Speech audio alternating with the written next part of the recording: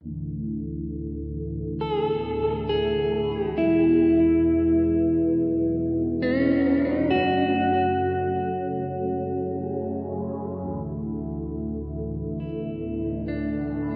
Aloy Ejimako, thank you for your time with us today. It's my pleasure having you. Make I just start by asking this question. You don't see Nnamdi Kanu? Yes, I met him yesterday for almost 3 hours at the headquarters of the DSS in Abuja. And we had quite an interaction, private interaction initially, and later on he was interviewed by 3 DSS officers in my presence. I wanted to call it an interrogation, but they said no, it's an interview, during which they asked him routine questions, but most of the questions centered on his being the leader of the indigenous people of Biafra and the activities of that organization. So he answered the questions in a relaxed atmosphere, with bearing in mind his constitutional rights not to incriminate himself. Of course, some of the questions had background information that he considered incomplete, and he told the officers that he was not able to answer some of those questions because the information that they supplied to him was incomplete. If you describe to us when you see Nnamdi Kanu, how he be, what's in his state of mind?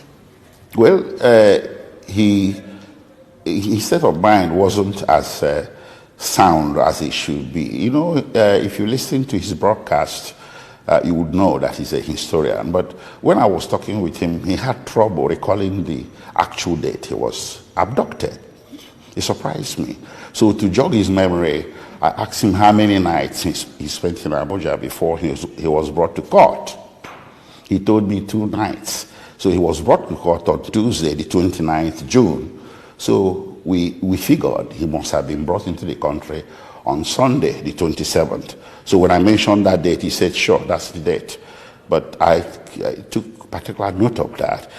I also noticed that he had a visible injury on his right wrist. I asked him what it was. He said it was where they had chained him, put the chain on him, and chained him to the concrete floor in Nairobi, Kenya. And he has disappearing injury on the left wrist and an injury right here at the nape of the neck. He appears like somebody who has been mentally traumatized, you know, so he's unwilling to talk about one or 2 things until you prompt him. Like when I prompted him about the date, that's the conclusion I drew, how many nights he spent in Abuja. Is he afraid? No, he's not. He's traumatized. If you tell us more about what's happened, because you just mentioned Kenya, and Kenyan government don't come out to talk, say, they no arrest Nnamdi Kanu for Kenya. So tell us more about this. What happened is this. Mazi Nnamdi Kanu entered Kenya, I believe, on a certain date, right around April this year. I'm not sure. I'm trying to establish the actual date of entry. But I have documentation from a Kenyan hospital that placed him in Kenya as of 14th April this year, 14th May. So he entered Kenya. And what did they do for Kenya hospital? He went there because he had issues with his heart. He felt he wasn't well. So he went there, he was examined, and the diagnosis was hypertension and heart murmur. They made prescriptions for him, and my examination of the medical report indicated medications for heart and controlling blood pressure. So apparently he entered Kenya before the 14th May this year. So he had settled in at a location in Nairobi, a temporary location, and he entered with his passport. That day, on the fateful day, that was on I believe on the 19th, yes, not believe, certain, 100%. He drove himself to the airport from his temporary location in Kenya. He drove to Jomo Kenyatta International and went into the garage, the underground garage, to pick up a visitor flying in from outside. Okay, that is not necessary for this discussion, the identity or whatever. So the moment he got into the parking lot, the garage, a group of several men well armed to the teeth. And this now wetin Nnamdi Kanu tell you about wetin you remember of wetin happened before they bring am to Nigeria. This is what he told me, and his recollection of this was very, very lucid and clear. Tell us about it. Yeah, so now they swooped on him. They gathered and grabbed him, okay, in a very physical, rough way, and he raised the lamb. Luckily for him, there were a few people that were there, and the people wanted to intervene in terms of really very aggressive intervention, because to them, I asked him why they would consider making an aggressive intervention when something that seemed law enforcement was happening. He said perhaps they didn't believe it was normal. So the people that were abducting him told everybody to stay clear, that this person you're looking at is a Nigerian terrorist who assists the Al-Shabaab terrorists in Kenya. They grabbed him, put him in their car, and left, and took him to a private residence, not an official detention facility, where they chained him to the floor for most of the 8 days he spent there, and they really tortured him, thinking he was Al-Shabaab. So he kept telling them he wasn't Al-Shabaab. He had nothing to do with Al-Shabaab. He kept telling them who he was. Who be these people? Well, I asked him who they are. He told me they are Kenyan security officials. I asked him why. He said the insignia, the carriage, that he had arrived Kenya, so he had a bit knowledge of the terrain and how the law enforcement functions and the sort of things they wear, how, you know, that they were brazen with weapons openly. It couldn't have been private parties or, you know, some rogue agents doing that. He told me that the thing has a 100% degree of officialdom to it. So they took him to that location, and they were torturing him, and I'm sorry to say they really beat him a lot.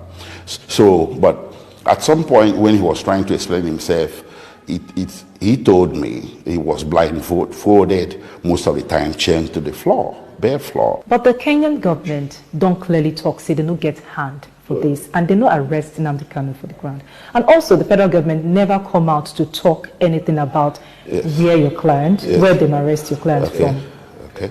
You see, it's not going to be a question of he said, she said. I'm a lawyer. I operate on the basis of independent and credible evidence. The Kenyan High Commissioner might have sounded credible to the general public, but the information available to me can impeach every single word she uttered, including the denial that came from the home government. I have immigration stamp placing Nnamdi Kanu in Kenya just 2 months before his abduction. I have medical evidence placing him at a Kenyan hospital. Okay? And I have his own word. He's a man of sound mind. And what's in your client Nnamdi Kanu tell you about how they move him from Kenya, as you talk, say he tell you, to Nigeria? Yes.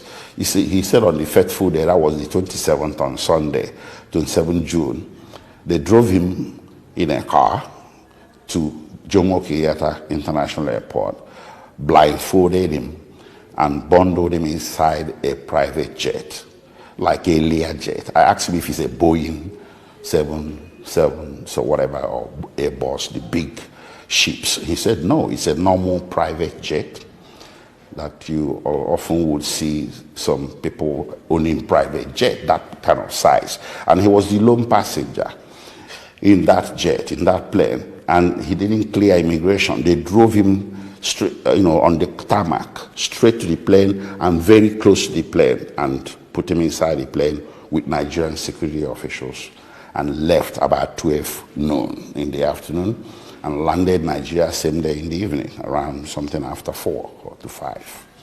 Make we talk about the trial where go begin again on the 26th of July. Yes. How prepared Unadi for that trial? Well, we are, but there's not going to be any trial. There's going to be trial within trial.